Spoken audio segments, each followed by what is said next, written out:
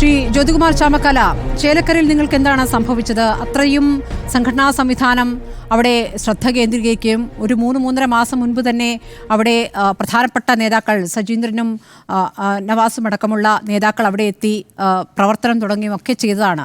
അപ്പോൾ ബൂത്ത് തലത്തിൽ വളരെ വളരെ ശ്രദ്ധാപൂർവം നടത്തിയ പ്രവർത്തനം എവിടെയാണ് പരാജയപ്പെട്ടത്? അവിടെ ആ സംവിധാനം പരാജയപ്പെട്ടു കഴിഞ്ഞാൽ പിന്നെ പറഞ്ഞിട്ട് കാര്യമില്ല എന്ന് പറയുമ്പോൾ നിങ്ങൾ പൂർണ്ണമായും ആ തരത്തിൽ ചേലക്കരയിൽ പ്രവർത്തിച്ചിരുന്നു എന്നുള്ളതാണ്.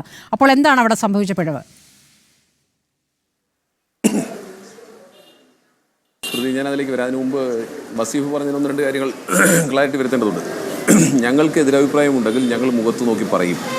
ഞങ്ങളിപ്പോൾ റിപ്പോർട്ടറിനോടുള്ള എതിരഭിപ്രായമാണ് ഞാൻ പ്രകടിപ്പിച്ചത്. ഇതിനെ സംബന്ധിച്ച് നിങ്ങൾക്കുള്ള എതിരഭിപ്രായത്തിൻ്റെ പുറത്ത് നിങ്ങൾ എത്രയോ കാലമായി ആരെയൊക്കെ ബഹിഷ്കരിക്കുന്നുണ്ട് എന്ന് നിങ്ങളൊന്ന് ആലോചിച്ചാൽ മതി. ഞങ്ങൾ പറഞ്ഞത് ഇത്ര മാത്രം. ഞങ്ങളെ സഹായിച്ച, ഞങ്ങൾക്ക് വേണ്ടി വോട്ട് ചെയ്ത ഒരുപാട് ആളുകളുണ്ട്. UDF വോട്ട് മാത്രമല്ല ഞങ്ങൾക്ക് കിട്ടിയിട്ടുള്ളത്, പല ഭാഗത്തുനിന്ന് വോട്ട് കിട്ടിയിട്ടുണ്ട്. അതിൽ ഞങ്ങൾക്ക് തർക്കമില്ല. ഞങ്ങളെ അംഗീകരിക്കാൻ തയ്യാറുള്ള ആർക്കും ഞങ്ങൾക്ക് വോട്ട് ചെയ്യാം. എത്രയോ DYFയുടെ നേതാക്കന്മാർ ഞങ്ങൾ വോട്ട് ചെയ്തിട്ടുണ്ട്. കാരണം ശരണ്യെ പോലുള്ള ഒരാൾ സ്ഥാനാർത്ഥിയാക്കിയതോടുകൂടി അഭിപ്രായ വ്യത്യാസമുണ്ടായ DYFI നേതാക്കന്മാർ വോട്ട് ചെയ്തിട്ടുണ്ട്. എത്രയോ അറസ്റ്റുകാർ വോട്ട് ചെയ്തിട്ടുണ്ട്. ആരെല്ലാം ചെയ്തിട്ടുണ്ട്, ചെയ്യട്ടെന്നേ, അങ്ങനെയുള്ളവർ പ്രകടനം നടത്തട്ടെന്നേ. പക്ഷേ അതുകൊണ്ട് ഇതൊന്നുമില്ലെങ്കിൽ ഞങ്ങൾ പച്ച തൊടില്ല എന്ന ഒരു വാചകം അത് മനഃപൂർവ്വമായി ഉപയോഗിച്ചതാണ്. അത്തരത്തിലുള്ള വാചകം ഒരു റിപ്പോർട്ടറുടെ ഭാഗത്ത് ഉണ്ടാകാൻ പാടില്ല. അതിനുള്ള പ്രതിഷേധം കൂടിയാണ് രേഖപ്പെടുത്തിയത്. മറ്റേത് ഇന്നലെ നടന്നിട്ടുള്ള നിങ്ങളുടെ എഡിറ്റേഴ്സ് അവരിൽ നിന്ന് വന്നിട്ടുള്ള വിഷയങ്ങളെക്കുറിച്ചും ഒക്കെ ഞാൻ സൂചിപ്പിച്ചു. പ്രിയങ്ക ഗാന്ധിയുടെ ഭൂരിപക്ഷത്തെക്കുറിച്ചൊക്കെ നിങ്ങൾ തീരുമാനിച്ചിരുന്നല്ലോ. 2.25 ലക്ഷം അല്ലെങ്കിൽ പരമാവധി സ്മൃതിയുടെ വകയോടെ ചേർത്ത് 3 ലക്ഷം നോക്കി. അപ്പോൾ അതിനകത്തുള്ള ഞങ്ങളുടെ എതിരഭിപ്രായം ഇവിടെ നിങ്ങളുടെ പല റിപ്പോർട്ടർമാരും നിങ്ങളുടെ ചാനലിൽ നിന്ന് പുറത്തുപോയ ഒരാളോട് ഇപ്പോഴും വ്യക്തിബന്ധം സൂക്ഷിക്കുകയും അദ്ദേഹമാണോ ഇപ്പോഴും അവർക്ക് ശമ്പളം കൊടുക്കുന്നത് പോലും സംശയം തോന്നുന്ന രീതിയിലുള്ള പ്രവർത്തനങ്ങളൊക്കെ ഉണ്ടായിട്ടുണ്ട്. ഞാനത് പറയാൻ വന്നത് തന്നെയാണ്, അതുകൊണ്ടാണത് പറഞ്ഞത്. അത് ഞങ്ങളുടെ അഭിപ്രായമാണെന്നേ. അത് പറയുന്നതിൽ എന്താ വസീഫിന് തോന്നുന്നത്? ഇനി ഞാൻ താങ്കൾ ചോദിച്ച ചോദ്യത്തിലേക്ക് വരാം. ഇവിടെ ഞങ്ങളെ സംബന്ധിച്ച് ഞങ്ങൾ കൃത്യമായി ഈ 3 നിയോജകമണ്ഡലത്തിലും കൃത്യമായ മുന്നൊരുക്കത്തോടുകൂടി പ്രവർത്തനങ്ങൾ നടത്തിയിരുന്നു.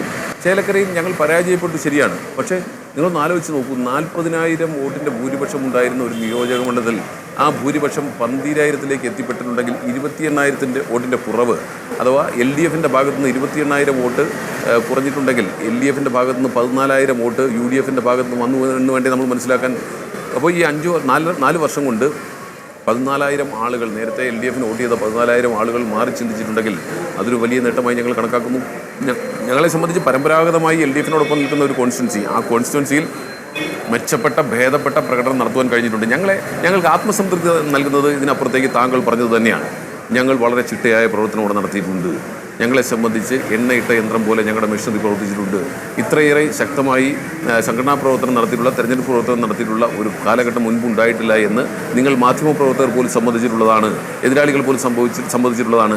പക്ഷേ ഞങ്ങൾക്ക് അവിടെ വോട്ട് കുറഞ്ഞു എന്നുള്ളതൊരു യാഥാർത്ഥ്യമാണ് എന്ന കാര്യത്തിൽ തർക്കമില്ല. പക്ഷേ അങ്ങനെ വരുമ്പോൾ ഒരു കാര്യം ശ്രീ ചാമക്കാല, KC വേണുഗോപാൽ തന്നെ പറഞ്ഞത് ചേലക്കരയിലെ വിജയമാണ് കാര്യങ്ങൾ നിർണ്ണയിക്കുക, ഭരണവിരുദ്ധ വികാരമുണ്ടോ എന്ന് നിശ്ചയിക്കുക ചേലക്കരയിലെ ഫലമാണ് എന്നുകൂടി KC വേണുഗോപാൽ പറഞ്ഞിരുന്നു. അപ്പോൾ ഇപ്പോൾ ഭരണവിരുദ്ധ വികാരമില്ല എന്ന് തുറന്ന് സമ്മതിക്കലാണോ? അല്ല, അത് പറയുമ്പോൾ ആ ഒരു തെരഞ്ഞെടുപ്പ് മാത്രമല്ലല്ലോ ഇതിൻ്റെ ചുവരെഴുത്ത് വായിക്കേണ്ടത്. ശരിയാണ്, അദ്ദേഹം അത് പറഞ്ഞിട്ടുണ്ട്. അത് പറഞ്ഞതിൻ്റെ അടിസ്ഥാനത്തിൽ കൂടിയാണ് ഞങ്ങൾക്ക് ഇത്രയേറെ ഭൂരിപക്ഷം കുറച്ചു കൊണ്ടുവരാൻ കഴിഞ്ഞത്. ഞങ്ങൾക്ക് വിജയത്തിന് തുല്യമായ ഒരു പരാജയമാണ് ഞങ്ങൾക്കവിടെ സംഭവിച്ചിട്ടുള്ളത് എന്ന കാര്യത്തിൽ തർക്കമില്ല. ഇവിടെ മുനിസിപ്പാലിറ്റിയെക്കുറിച്ചും പാലക്കാടേക്ക് വരുമ്പോൾ, പാലക്കാട് ഞങ്ങളെ സംബന്ധിച്ച് ചരിത്രത്തിലില്ലാത്ത വിജയമല്ലേ. അവിടെ എന്താ CPM മത്സരിച്ചില്ലേ, ഇടതുപക്ഷം മത്സരിച്ചില്ലേ, അവരെന്തെല്ലാം ഏർപ്പാടുകളാണ് ശ്രമിച്ചു നോക്കിയത് ഈ വിജയം നേടാൻ വേണ്ടി. അവരുടെ സ്ഥാനാർത്ഥി തന്നെ പറഞ്ഞില്ലേ 70,000 വോട്ട് ലഭിക്കുമെന്ന്. തനിക്ക് സ്വന്തമായി 10,000 വോട്ടും ബാക്കിയുള്ള വോട്ട് കൂടെ ആകുമ്പോഴത്തേക്ക് LDFൻ്റെ വോട്ടാകുമ്പോൾ 70,000 വോട്ട്, 1,37,000 വോട്ട് പോൾ ചെയ്തതിൽ 70,000 വോട്ട് ലഭിക്കും ഇന്നല്ലാത്തിലും ആ സ്ഥാനാർത്ഥി പറഞ്ഞതല്ലേ. എന്തുകൊണ്ട് അവർക്ക് 37,000-ലേക്ക് ചുരുങ്ങി? വെറും 37,000 വോട്ടിലേക്ക് ചുരുങ്ങുന്ന സാഹചര്യത്തിലേക്ക് LDF എത്തിപ്പെട്ടെങ്കിൽ എന്തുകൊണ്ടാണെന്ന് ആലോചിക്കണ്ടേ? 39,000 വോട്ടിലേക്ക് BJP എത്തിപ്പെട്ടെങ്കിൽ എന്തുകൊണ്ടാണെന്ന് ആലോചിക്കണ്ടേ? ഞങ്ങൾക്ക് അവിടെ 58,000 വോട്ട് ലഭിച്ചത് ഞങ്ങൾ സ്വാഭാവികമായിട്ട് ഞങ്ങൾ കണക്കൂട്ടിയിരുന്നു. ഞങ്ങളെ സംബന്ധിച്ച് 1,37,000 വോട്ട് പോൾ ചെയ്തപ്പോൾ 37,000 വോട്ട് തന്നെയാണ് ഞങ്ങൾ LDFന് ഞങ്ങൾ കണക്കാക്കിയിരുന്നത്. ബാക്കി 50,000 വോട്ടിൽ ഞങ്ങൾക്ക് എങ്ങനെ പോയാലും, ബാക്കി 1 ലക്ഷം വോട്ടിൽ ഞങ്ങൾക്ക് എങ്ങനെ പോയാലും 55,000-നും 56,000-നും ഇടയ്ക്ക് വോട്ട് ലഭിക്കുമെന്നും BJPക്ക് അതുപോലെ തന്നെ 44,000-നും 45,000-നും ഇടയ്ക്ക് വോട്ട് ലഭിക്കുമെന്നാണ് ഞങ്ങൾ കരുതിയിരുന്നത്. എന്നാൽ BJPക്ക് അതിനേക്കാൾ വോട്ട് കുറഞ്ഞിരിക്കുന്നു. അപ്പോൾ ഞങ്ങളെ സംബന്ധിച്ച് തിളക്കമാർന്ന വിജയമുണ്ടായിരിക്കുന്നു. LDFന് ഒരു നേട്ടവും ഉണ്ടാക്കാൻ കഴിഞ്ഞിട്ടില്ല. സരിനെ കൊണ്ടുവന്നതിൽ നേട്ടവും ഉണ്ടാക്കാൻ കഴിഞ്ഞിട്ടില്ല. ഞങ്ങൾക്കെതിരായി നടത്തിയിട്ടുള്ള എല്ലാ പ്രചാരണങ്ങളും ഇപ്പോൾ അതേ ഒത്തിരി പ്രചാരണങ്ങൾ തെരഞ്ഞെടുപ്പ് സമയത്ത് പറഞ്ഞതൊക്കെ വസീഫ് ആവർത്തിച്ചു പറഞ്ഞു. ഞാൻ അതിനെക്കുറിച്ചൊന്നും പോകുന്നില്ല. ഒറ്റ കാര്യം, ട്രോളി ബാഗുമായി ബന്ധപ്പെട്ട് നിങ്ങൾക്ക് ഇത്രയേറെ ഞങ്ങളുടെ ഭാഗത്തു നിന്നാണ് നിങ്ങൾക്ക് ഇൻഫർമേഷൻ കിട്ടിയെന്ന് പറഞ്ഞു. ഇൻഫർമേഷൻ കിട്ടിയാൽ ആ ഇൻഫർമേഷൻ കറക്റ്റ് ആയിരിക്കണ്ടേ? ഇപ്പോൾ റോങ് ആണെന്ന് ബോധ്യപ്പെട്ടില്ലേ? ഇനി അല്ലെങ്കിൽ നിങ്ങൾ എന്തുകൊണ്ട് ഒരു FIR അന്വേഷിച്ചില്ല? നിങ്ങൾക്ക് എന്തുകൊണ്ടാണ് അതിനെക്കുറിച്ച് അന്വേഷിക്കാൻ മടി? അപ്പോൾ നിങ്ങൾക്ക് തെരഞ്ഞെടുപ്പ് സമയത്ത് വിവാദങ്ങൾ മാത്രമായിരുന്നു താല്പര്യം. ഞങ്ങൾ എല്ലാ തെരഞ്ഞെടുപ്പിലും വികസന കാര്യങ്ങൾ പറയാറുണ്ട്. ഇവിടെയും മുനിസിപ്പാലിറ്റിയെക്കുറിച്ച് ഞങ്ങളൊന്നും പറഞ്ഞിട്ടില്ല എന്നൊക്കെ താങ്കൾ എങ്ങനെയാണ് പറയുക? മുനിസിപ്പാലിറ്റിയെ സംബന്ധിച്ച് ഞങ്ങൾ കൃത്യമായി പറഞ്ഞിട്ടുണ്ട്. അത് മുൻ MLA ഉൾപ്പെടെ കൃത്യമായി പറഞ്ഞിട്ടുണ്ട്. മുൻ MLA തുടർച്ചയായി 3 തവണ ഷാഫി പറമ്പിൽ ജയിച്ചിട്ടുണ്ടെങ്കിൽ അദ്ദേഹത്തിൻ്റെ വികസന നേട്ടങ്ങളും മുനിസിപ്പാലിറ്റിക്കും BJPക്കും എതിരായിട്ടുള്ള കാര്യങ്ങൾ കൂടി പറഞ്ഞുകൊണ്ടാണ് അദ്ദേഹം 3 പ്രാവശ്യവും ജയിച്ചിട്ടുള്ളത്. എന്നിരിക്കെ നിങ്ങൾ ഇത്രയൊക്കെ ചെയ്തു എന്ന് പറഞ്ഞിട്ട് നിങ്ങൾക്ക് എന്തേ വോട്ട് ഷെയർ കുറഞ്ഞു? 37,000 വോട്ടായി കുറഞ്ഞു പോയത്.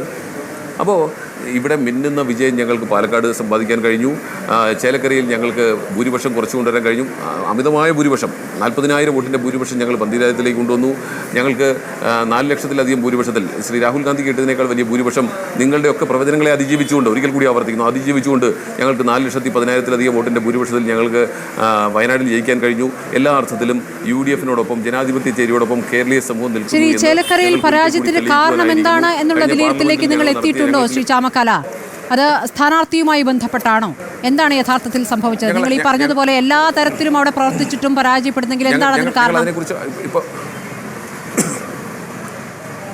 ഞങ്ങളതിനെക്കുറിച്ച് പഠിക്കും. ഞങ്ങൾക്ക് ഭൂരിപക്ഷം കുറയ്ക്കാൻ കഴിഞ്ഞു എന്നുള്ളത് നേട്ടമായി കാണുമ്പോഴും ഞങ്ങൾക്ക് വിജയിക്കാൻ കഴിയാതെ പോയതിനെ സംബന്ധിച്ച് ഞങ്ങൾ കൃത്യമായി പഠനം നടത്തും. അതിനുള്ള വേണ്ട ആ പഠനത്തിൽ നിന്നും ഞങ്ങൾ ബോധ്യപ്പെടുന്ന വസ്തുതകളുടെ അടിസ്ഥാനത്തിൽ ഞങ്ങൾ വേണ്ട തിരുത്തലുകൾ നടത്തും. ജനാധിപത്യ പ്രസ്ഥാനങ്ങൾ അങ്ങനെയാണല്ലോ വേണ്ടത്, അങ്ങനെ തന്നെയാണ് വേണ്ടത്. തീർച്ചയായിട്ടും പരാജയത്തിൽ നിന്ന് പാഠം ഉൾക്കൊള്ളും. ഇത് ഞങ്ങൾ പക്ഷേ പരാജയമായി കണക്കാക്കുന്നില്ല. 40,000-ൽ നിന്നും 12,000-ലേക്ക് ആ വോട്ട് ഷെയർ, ആ നിയോജക മണ്ഡലത്തിൽ ചേലക്കര എന്ന് പറയുന്ന കോൺസ്റ്റിറ്റ്യുൻസി ഈക്വൽ ടു CPM അല്ലെങ്കിൽ LDF എന്ന് എഴുതി വെക്കാവുന്ന ഒരു കോൺസ്റ്റിറ്റ്യുൻസിയില്ലേ കേരളത്തിൽ അങ്ങനെ എഴുതാൻ കഴിയുന്ന ആദ്യത്തെ 4-5 കോൺസ്റ്റിറ്റ്യുൻസിയിൽ പെടുന്ന സ്ഥലമല്ലേ ചേലക്കര?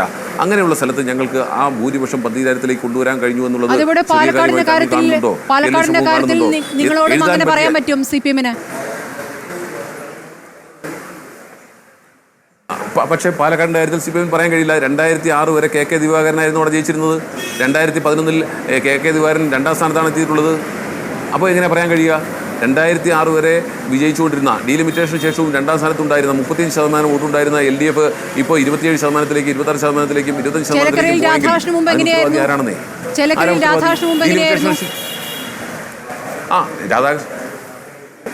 രാധാകൃഷ്ണൻ 40 കൊണ്ടുവന്നിട്ടുണ്ടെങ്കിൽ ആ രാധാകൃഷ്ണന് കിട്ടി 4 വർഷം കഴിഞ്ഞ് അദ്ദേഹം MP ആയി പോയി കഴിയുമ്പോൾ അദ്ദേഹത്തിൻ്റെ അവിടത്തേക്ക് ഞങ്ങൾ പഴയ ഭൂരിപക്ഷത്തിലേക്ക് ഞങ്ങൾ കൊണ്ടുവന്നില്ലേ?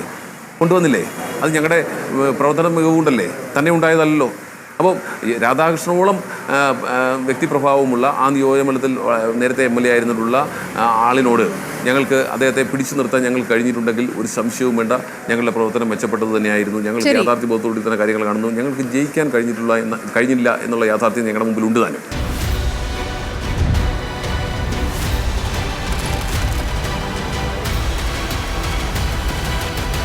ഡിബേറ്റ് വിത്ത് സ്മൃതി പരുത്തിക്കാട്.